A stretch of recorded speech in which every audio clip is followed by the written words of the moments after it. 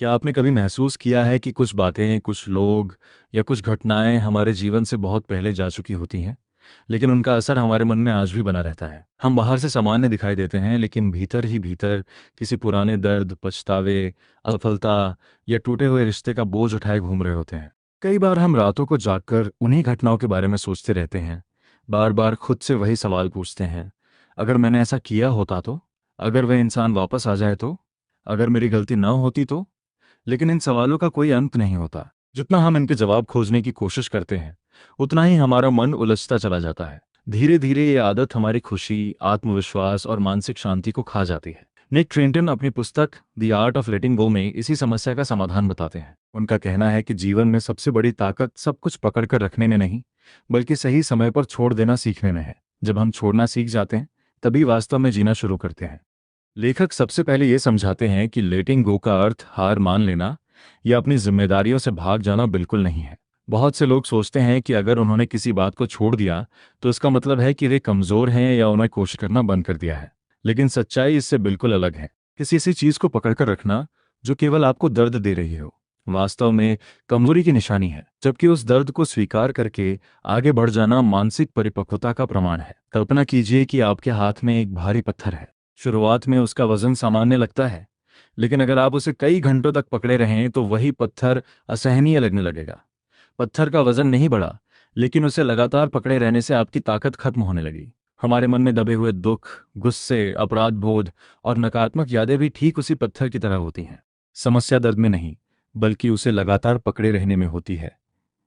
Nick Trenton बताते हैं कि हमारा दिमाग स्वाभाविक रूप से नकारात्मक अनुभवों को सकारात्मक अनुभवों की तुलना में ज्यादा मजबूती से याद रखता है। यह हमारे विकास की प्रक्रिया का हिस्सा है। प्राचीन समय में मनुष्य को खतरों से बचने के लिए नकारात्मक घटनाओं को याद रखना जरूरी था। अगर किसी जगह पर उसे एक बार खतरा मिला, तो उसका मस्तिष्क उस अनुभव को लंबे समय तक याद रखता था, ताकि भविष्य में वही गलती दोबारा न हो। लेकिन आज के समय में यही व्यवस्था हमारे खिलाफ काम करने लगती है। अब शेर या जंगली जानवरों का खतरा नहीं है, लेकिन हमारा मस्तिष्क अब भी भावनात्मक खतरों को उसी तरह संभालता है। कोई हमें अपमानित कर दे, कोई रिश्ता टूट जाए या किसी काम में असफलता मिल जाए, तो हमारा दिमाग बार बार उसी घटना को दोहराने लगता है। वह सोचता है कि अगर वह उसे बार बार याद करेगा तो शायद भविष्य में ऐसी गलती नहीं होगी। लेकिन होता इसका उल्टा है। हम वर्तमान में जीने के बजाय अतीत के कैदी बन जाते हैं। लेखक कहते हैं कि जब हम किसी दर्दनाक घटना को बार बार याद करते हैं, तो हमारा शरीर भी उसी तरह प्रतिक्रिया देता है जैसे वह घटना अभी घट रही हो।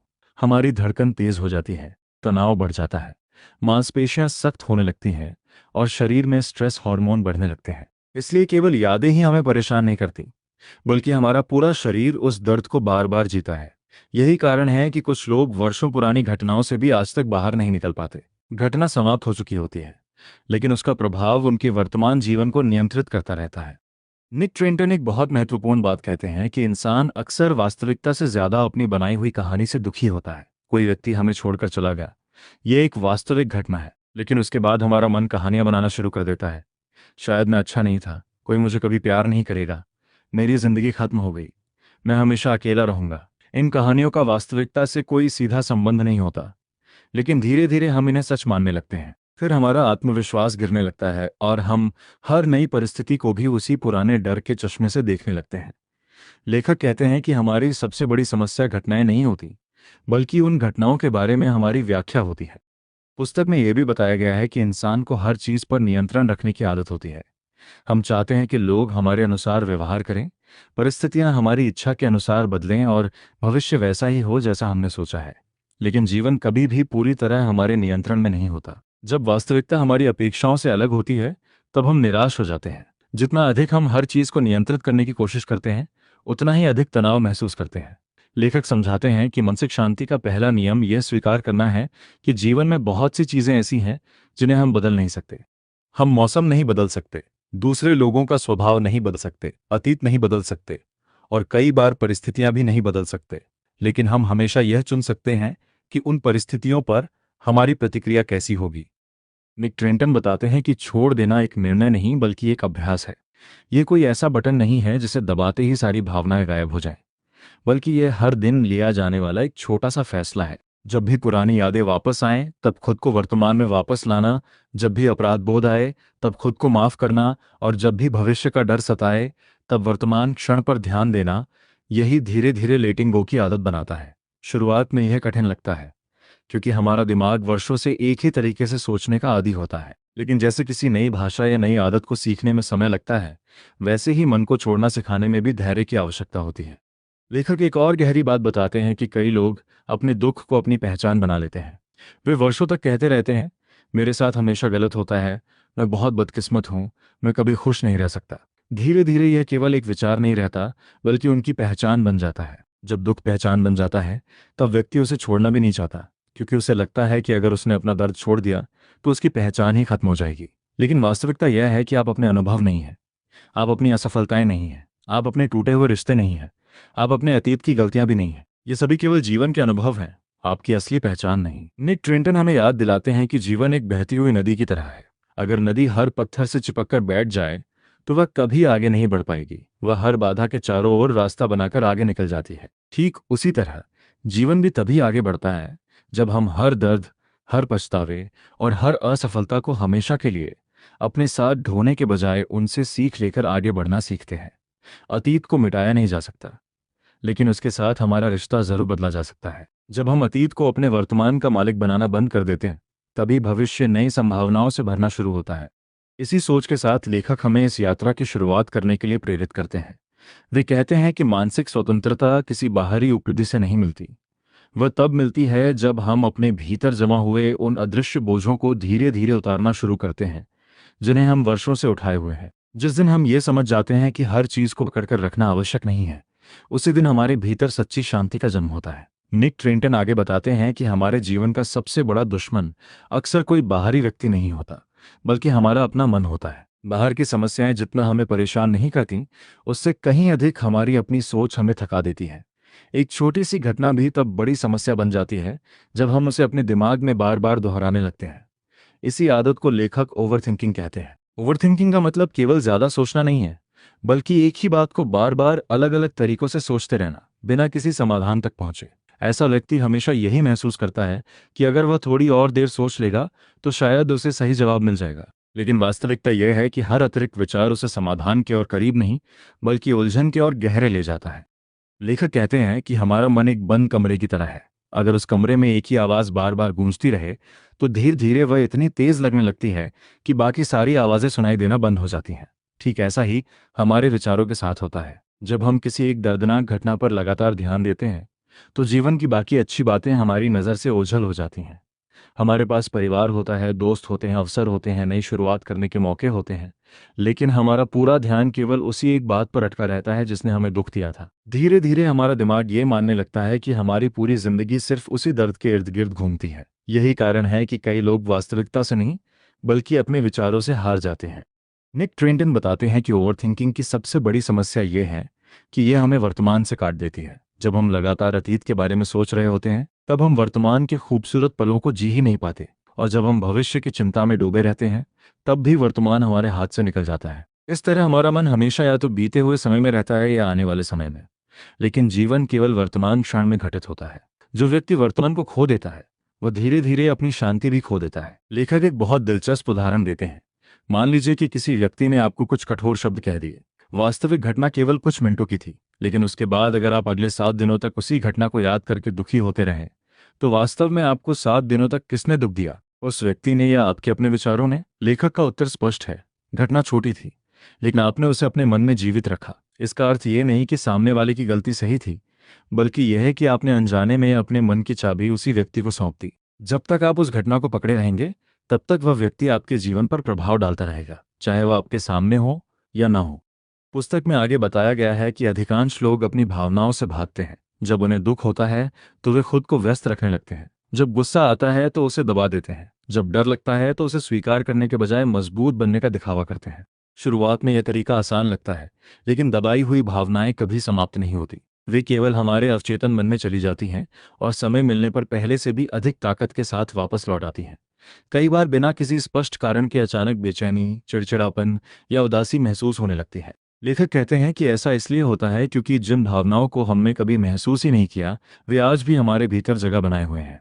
निक ट्रेंटन समझाते हैं कि भावनाओं को छोड़ने का पहला कदम उन्हें स्वीकार करना है। यदि आपको दुख है, तो यह मानने में कोई बुराई नहीं कि आप दुखी हैं। यदि आपको किसी बात पर गुस्सा है तो पहले यह स्वीकार कीजिए कि हाँ, यह बात मुझे चोट पहुंचा रही है। बहुत से लोग सोचते हैं कि भावनाओं को स्वीकार करना कमजोरी है, जबकि लेखक कहते हैं कि वास्तविक साहस अपनी भावनाओं का सामना करने में है।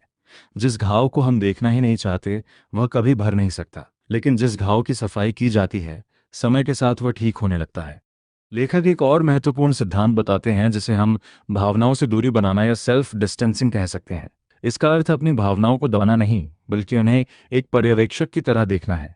उदाहरण के लिए, यदि आपके मन में यह विचार आता है कि मैं असफल हूं, तुरंत उस विचार पर विश्वास मत कीजिए।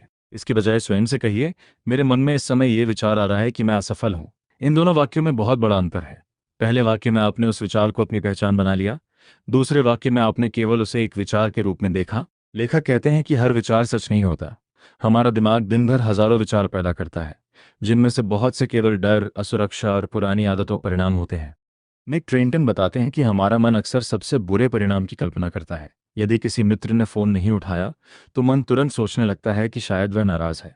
यदि इंटरव्यू का जवाब नहीं आया तो हम मान लेते हैं कि हमारी नौकरी नहीं लगी। यदि कोई छोटी सी गलती हो जाए तो हम सोचते हैं कि सब कुछ खत्म हो गया। लेखक इसे मन की नकारात्मक भविष्यवाणी करने की आदत बताते हैं। हमारा दिमाग हमें बचाने के लिए संभावित खतरों की कल्पना करता है, लेकिन आज के समय में यही आदत हमें अनावश्यक तनाव देती है।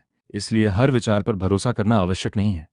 कई बार विचार केवल विचार होते हैं, वास्तविकता नहीं। निक ट्रेंटन पुस्तक के अगले भाग में हमारे जीवन की उन मानसिक आदतों की चर्चा करते हैं जो हमें बिना दिखाई दिए धीरे धीरे भीतर से कमजोर करती रहती हैं। इनमें सबसे पहली आदत है हर काम में पूर्णता या परफेक्शन की तलाश। पहली नज़र में यह अच्छी बात लगती है कि हम अपना हर काम बेहतरीन तरीके से करना चाहते हैं, लेकिन लेखक बताते हैं कि जब पूर्णता की इच्छा एक जुनून बन जाती है तब वही हमारी सबसे बड़ी रुकावट बन जाती है। ऐसा व्यक्ति हर छोटी गलती पर खुद को कठोर शब्दों में जज करने लगता है। उसे लगता है कि अगर उसने 100% सही काम नहीं किया तो उसका पूरा प्रयास बेकार है। परिणाम यह होता है कि वह सफलता का आनंद लेने के बजाय हमेशा अपनी कमियों पर ही ध्यान देता रहता है। धीरे धीरे उसका आत्मविश्वास कम होने लगता है और वह हर नए अवसर से डरने लगता है। लेखक कहते हैं कि वास्तविक जीवन कभी भी परफेक्ट नहीं होता। कोई भी रिश्ता परफेक्ट नहीं होता, कोई करियर पूरी तरह बिना कठिनाइयों के नहीं चलता, और कोई इंसान ऐसा नहीं है जो कभी गलती ना करे। फिर भी हमारा मन एक ऐसी काल्पनिक दुनिया बना लेता है जहां सब कुछ बिल्कुल सही होना चाहिए। जब वास्तविकता उस कल्पना से मेल नहीं खाती तो हम निराश हो जाते हैं। निक ट्रेंटन समझाते हैं कि यदि आप हर समय पूर्णता का इंतजार करेंगे तो शायद कभी शुरुआत ही नहीं कर पाएंगे, लेकिन यदि आप अपूर्णता को स्वीकार कर लेंगे तो आप लगातार आगे बढ़ते रहेंगे। जीवन में प्रगति हमेशा पूर्णता से अधिक महत्वपूर्ण होती है। इसके बाद लेखक आत्म आलोचना यानी खुद के सबसे कठोर आलोचक बनने की आदत के बारे में बात करते हैं। अक्सर हम दूसरों की गलतियों को आसानी से माफ कर देते हैं, लेकिन अपनी छोटी सी गलती को भी वर्षों तक याद रखते हैं। यदि कोई दोस्त किसी परीक्षा में असफल हो जाए तो हम उसे समझाते हैं कि यह अंत नहीं है, लेकिन जब वही स्थिति हमारे साथ होती है तो हम खुद से कहते हैं मैं किसी काम का नहीं हूँ, मैं हमेशा गलत फैसले लेता हूँ, या मैं कभी सफल नहीं हो सकता। लेखक कहते हैं कि यह दोहरा व्यवहार हमारे मानसिक स्वास्थ्य के लिए बहुत नुकसानदायक है। यदि आप अपने सबसे अच्छे मित्र से उस भाषा में बात नहीं करेंगे जिसमें आप खुद से करते हैं, तो फिर अपने साथ ऐसा व्यवहार क्यों? निक ट्रेंटन बताते हैं कि हमारी आंतरिक आवाज़ हमारे पूरे जीवन को प्रभावित करती है। यदि यह आवाज़ हर समय आलोचना, डर और असफलता की बातें करेगी तो धीरे धीरे हमारा मस्तिष्क उसी पर विश्वास करने लगेगा।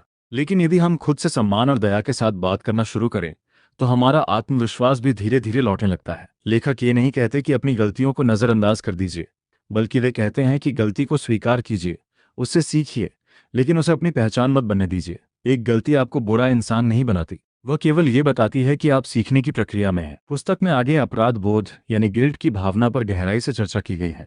लेखक कहते हैं कि अपराध बोध तब तक उपयोगी है जब तक वह हमें अपनी गलती सुधारने की प्रेरणा देता है, लेकिन यदि वही अपराध बोध वर्षों तक हमारे साथ बना रहे तो वह हमारी ऊर्जा और आत्मसम्मान दोनों को नष्ट करने लगता है। बहुत से लोग अपने अतीत की किसी एक गलती को बार बार याद करते रहते हैं। वे सोचते हैं कि अगर वे खुद को लगातार दोषी महसूस कराते रहेंगे तो शायद उन्होंने अपनी गलती की सज़ा पूरी कर दी होगी। लेकिन सच्चाई ये है कि खुद को बार बार सज़ा देने से अतीत नहीं बदलता, केवल वर्तमान खराब होता है।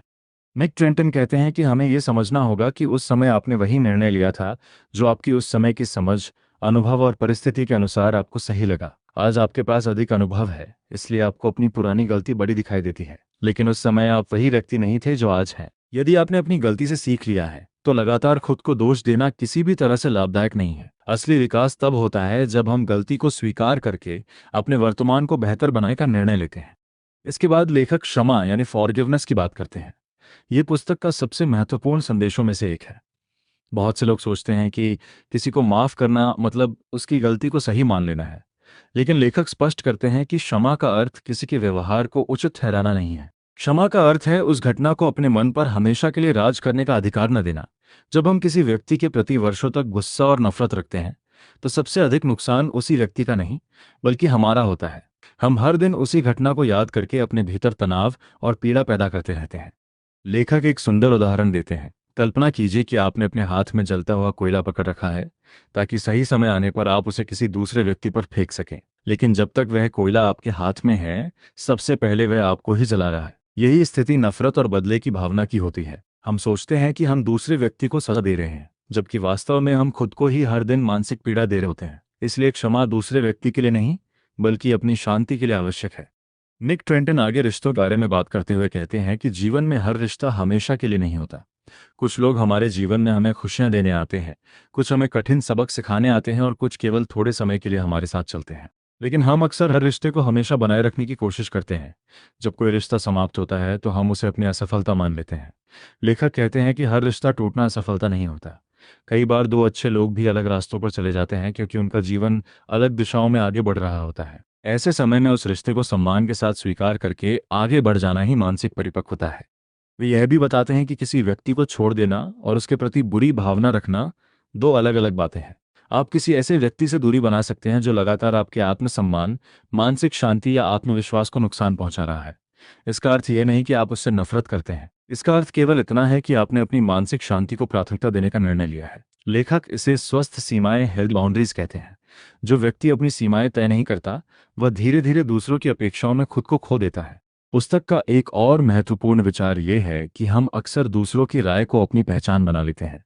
यदि कोई हमारी प्रशंसा करे तो हम खुश हो जाते हैं, यदि कोई आलोचना कर दे तो हमारा पूरा दिन खराब हो जाता है। लेखक कहते हैं कि यदि आपकी खुशी और आत्मसम्मान हमेशा दूसरों की राय पर निर्भर रहेगा तो आप कभी भी आंतरिक शांति प्राप्त नहीं कर पाएंगे। लोग अपनी सोच, अपने अनुभव और अपने दृष्टिकोण के आधार पर राय बनाते हैं। हर राय सत्य नहीं होती, इसलिए दूसरों की प्रतिक्रिया को सुनिए, उससे सीखिए, लेकिन उसे अपनी पहचान मत बनाइए।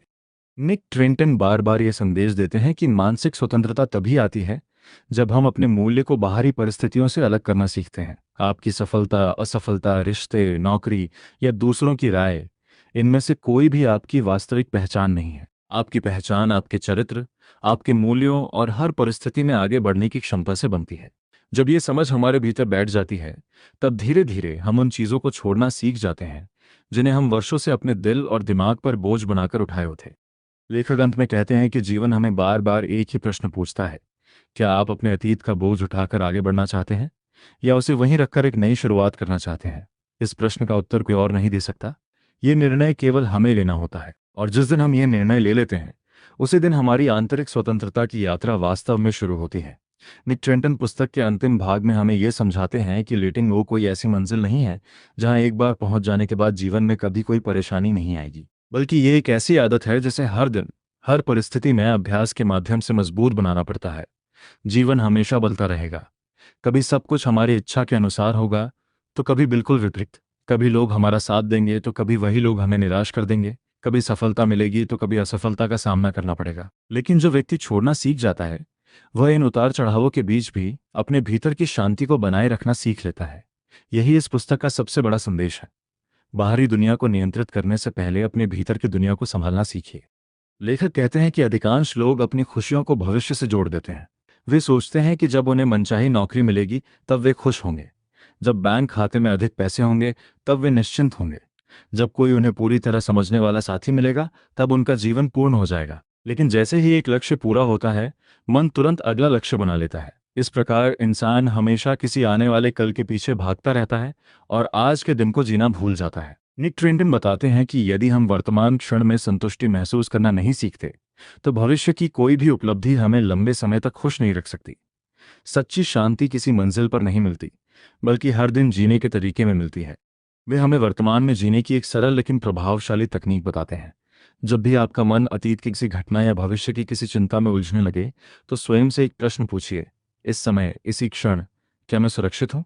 अधिकांश परिस्थितियों उत्तर होगा हाँ। उस समय वास्तविक समस्या आपके सामने नहीं होती, बल्कि उसका विचार आपके मन में चल रहा होता है।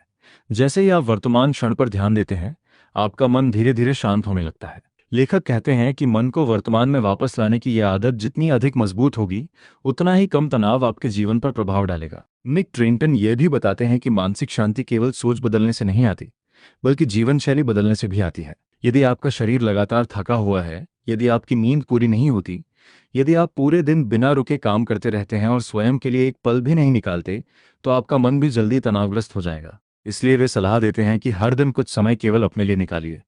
कुछ मिनट शांत बैठिए, गहरी सांस लीजिए, टहलने जाइए, किताब पढ़िए या प्रकृति के बीच समय बिताइए। ये छोटी छोटी आदतें आपके मन को ये महसूस कराती हैं कि जीवन केवल समस्याओं का नाम नहीं है।